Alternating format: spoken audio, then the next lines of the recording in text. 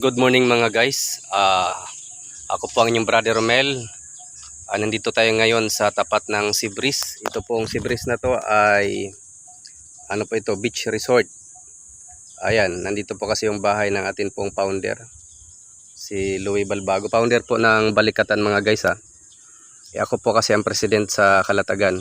Kasama rin natin ngayon si Almera. Ayan.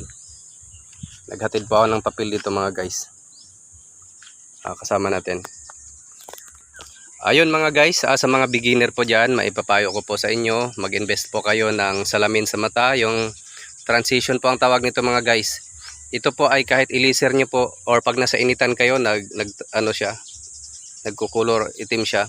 Kasi napapansin ko mga guys, pagka talagang tayo kasi mga vlogger ay laging tutok sa cellphone, sa mga gadgets, ay masakit po sa mata. Pero subukan nyo magsuot ng ganito mga guys. Kahit magdamag kayong 24 hours kayong magsi-cellphone ay hindi po masakit sa mata. Isayang naman mga guys, kumita nga kayo ng milyon dyan sa pagbablog niyo tapos nabulag naman kayo, di ba?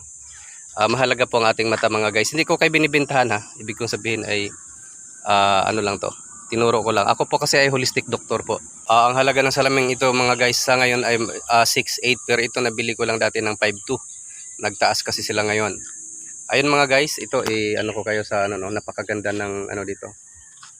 Ng paligid Mga naririnig niyo pa yung mga tunog ng ibon. Napakaaliwalas, daming puno. Ayun mga guys. Ayun mga gustong bumili dito ng lote, may access sa dagat po ito. Yan po yung Sibris. Yan po. At yun lang po mga guys. Maraming salamat po sa ating mga subscriber. Thank you po.